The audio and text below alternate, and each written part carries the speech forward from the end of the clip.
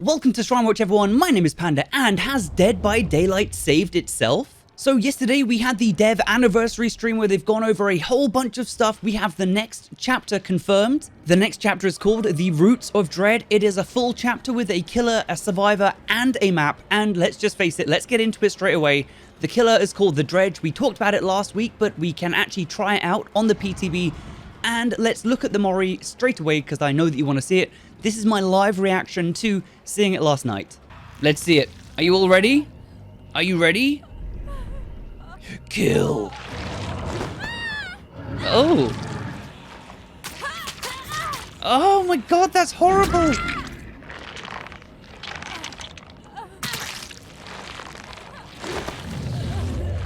Whoa. It's another killer that takes the survivor away, like Pinhead sends them into the Shadow Realm. It bloody... Oh, the little hands, tiny little hands stabbing. That was really creepy. It is not a spider killer, as I was suggesting for a long time. It's not a spider killer, but if you do look closely in the mori, the two things that come out of the killer and suck the survivor into the void are actually gigantic spider fangs. So I was not that... I was not that wrong. I was right in a certain bit. But the killer is this horrible, huge amalgamation of bits of bodies and bits of different creatures. And if we even look in the lobby screen, you can see that Maurice, the horse from the clown's map, actually flops out of the killer's feet.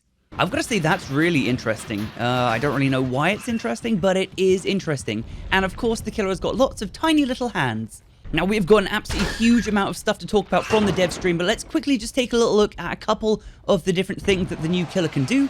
So the new killer's power is all about going to lockers, using lockers, teleporting to other lockers, you know, finding survivors in lockers, and it's actually a really cool perk for just traveling around the map. And also at the same time, the killer can place down a husk when it enters the power, and then it can teleport back to the husk. So you can see here on this loop, I completely owned these guys, and they had no chance because I placed down my husk, chased them around the loop, and then teleported back to my husk and wrecked them. I really do think this is going to be a seriously cool chapter, and the new map, the Garden of Joy, is absolutely beautiful. So I am going to let this game play out in the background here that I played earlier on today. Just check it out, check out the killer's abilities, how I play him. Obviously, towards the end of the game, I actually get a bit better and I figure out exactly how the power works and is meant to work. But a good game nonetheless. So what do I even touch on here first? Because there is so much to talk about from the stream yesterday, and I really do think all of this is such a positive step from behavior in the future of this game. I will try and make another video where I properly go over the killer and talk about it and get some gameplay from it, but we're just going to talk about the dev stream and the future changes that are coming. So first up, so they are finally somewhat touching on the grind for Dead by Daylight and getting all the perks, and it is linked in with the new prestige system. So when you prestige a character, for example the Dredge, you get them up to prestige 1, that will unlock all of the Dredge's perks across all of your killers. Similarly, if you go to prestige 2 and then prestige 3, all of the perks will be unlocked on all of the killers. That means that when a new killer comes out, if you prestige into 3, you have their perks across every single different killer. That, as far as I'm concerned, is really bloody cool, and it incentivizes people to actually prestige. On top of that, you will now be able to prestige over and over and over again, and when you prestige, it will not wipe your add-ons, your items, or any of that stuff. So, Jesus Christ, that is a huge reduction to the grind, and I really am quite into this idea. Moving onwards, probably the biggest thing that we heard yesterday is that they are breaking the meta. So this has really been the biggest problem with DBD for quite a while now, is that the perks have not changed. The top end perks at the top have not changed at all, and people just use them every game. Unless you're doing a weird build, you know, you're trying to do something wacky, everyone uses the same perks, and it's bloody boring as hell. So what have they done? Well, they're saying that they're going to change up to 40 perks and make them more in line with everything else. That does mean, and they've actually given us a list here, that at the very least, for Killer, they're going to nerf Barbecue and Chili, Corrupt Intervention, Scourge Hook, Pain Resonance, Hex Ruin, and Pop Goes the Weasel. And for Survivor, they're guaranteed going to change Dead Hard, Borrowed Time, Decisive Strike, Iron Will, and Self-Care. Of course, that's only 10 perks, though there's another 30 out there that they're going to be changing.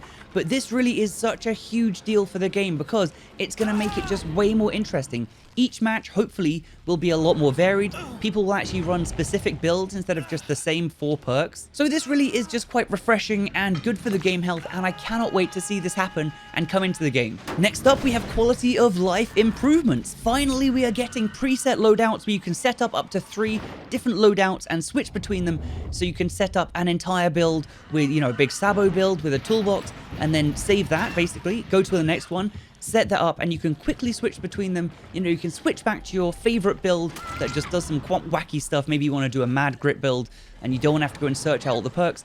This is great. They are finally able to address the queues by adding in a matchmaking incentive. So if you log into the game and the killer queues are really high, you know, not many people are playing as killer, it will flash up and show you that you can get a 50% bonus blood points if you play killer to fill those roles, which makes more games roll, you know, more games being played at one time. And also, hopefully, this will inspire some more people who only play survivor to play killer, and the same way around the other way. They're saying they want to have this coming out in summer, so not too long for this one. You're going to be able to bloody pick a survivor and a killer challenge from the archives and also navigate them and change them in the lobby screen. Oh, thank you. It's been so long and everyone's wanted this, and it's taken such a long time. I don't know why, but it's taken a bloody long time. And a really bloody, honestly insane change that they're making here is that they're going to add the ability into the game to have bots in custom matches. So if you and your friend want to play, you know, just a little bit of a game, you can add in 3 other bots to take the place of the survivors. And also it means that you're going to be able to go into a game on your own and just test out a new killer, test out a build, see how it works, and actually see if you're going to have fun with it, rather than the horrible pressure of going into a game, you know, maybe your MMR is really high and you get some really, really good survivors and you can't try this wacky build, you know, you can't see if it works because you're super, super stressed by these survivors just doing gens. It doesn't matter if you die or you lose to a bunch of bots because you can just go back in straight away. And we are also getting a nice little change here to moris. Now, it's not much of an actual change, but they're making it so you're going to see the animations more often in the game. And I really think this is a good idea because the animations for the moris are really cool. So how it will now work is when you knock down the final survivor, everyone else is dead or escaped, you knock down the final survivor and they will just die. It will instantly transition into the mori animation and that's the match over. You don't have to mess around with picking them up, with hooking them or anything like that. The game is over. Now, this could change a few little things. You know, what if the survivor has decisive strike and you don't pick them up? Well, the survivors are just going to have to deal with it because we now have the mori finishers.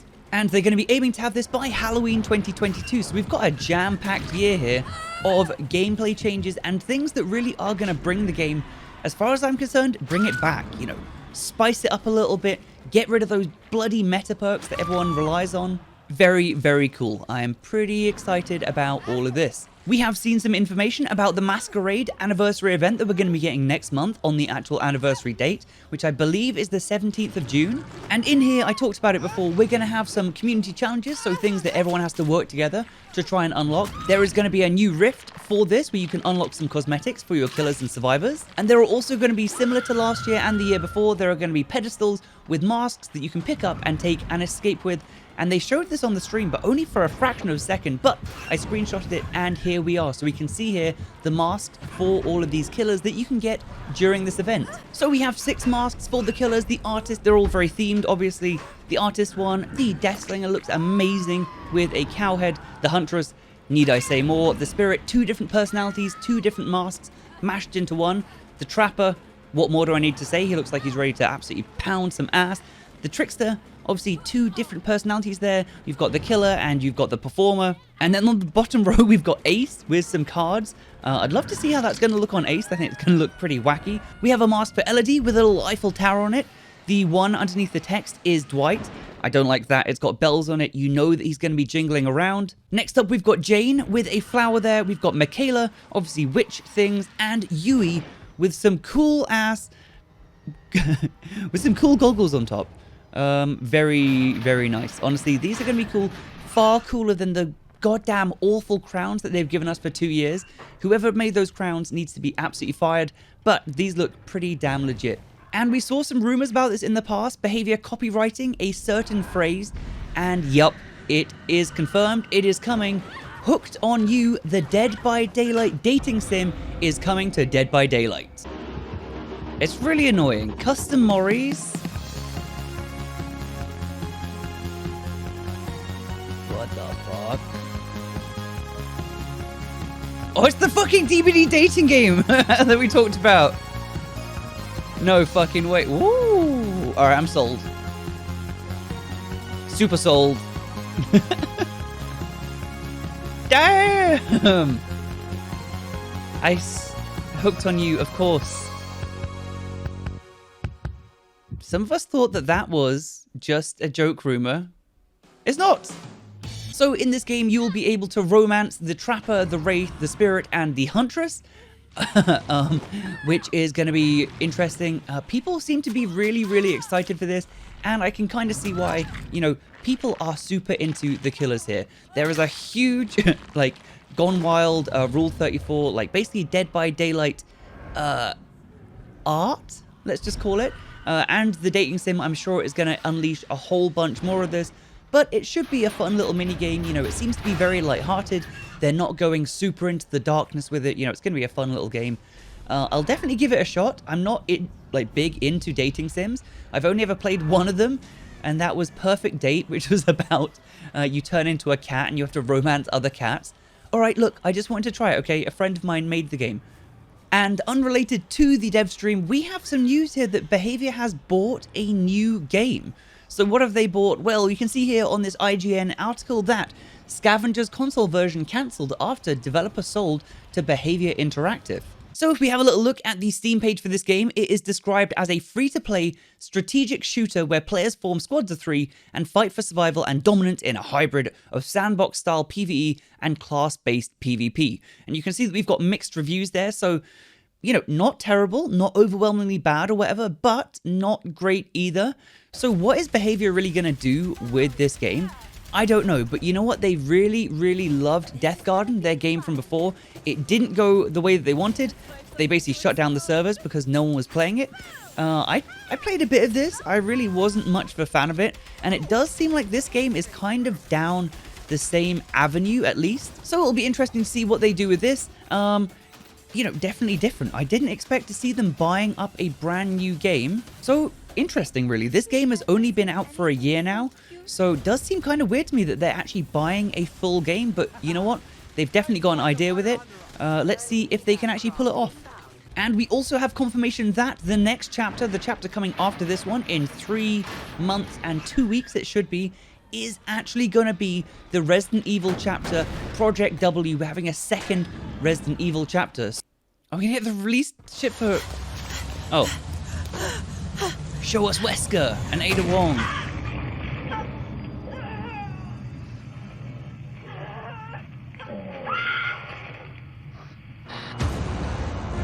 Ooh. That tingles. Project W.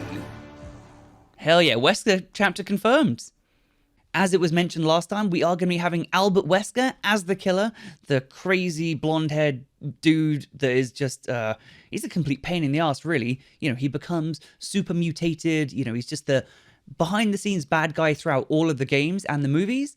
And for our survivors, we are going to be having Ada Wong, who is a really cool character from the Resident Evil universe, and also Rebecca Chambers. So another double survivor patch, which means that we're going to be getting 9 new perks by the sounds of it, if it's anything like the previous Resident Evil patch. And finally, a little bit of bad news for those of us that play on Switch, PC, Xbox, or PlayStation. The mobile game is getting yet more stuff. The bloody mobile game. I can't believe how much effort they're putting into this and leaving it out for us. We have a bunch of new skins here. Last week I talked about the new Mori animation that the Trapper is getting over there. We have talked before about some of the exclusive skins that they're getting. And today we've got even more skins, including this badass Jeff skin. What the hell? Why is this not going to be on PC? I am literally furious that Jeff is actually getting a cool skin for once. But apart from Jeff, we've got a cool skin for the Plague, for the Nurse, the Trickster.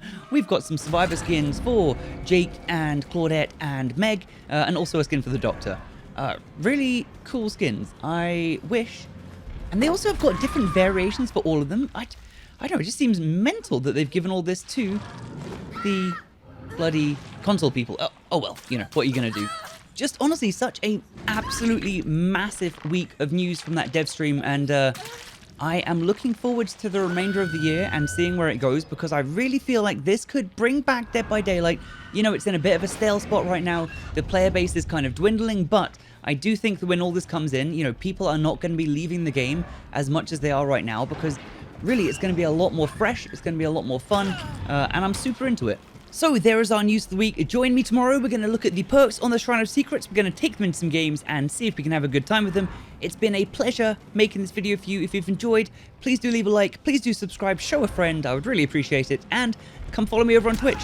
Have a great day. I'll see you tomorrow. Panda out.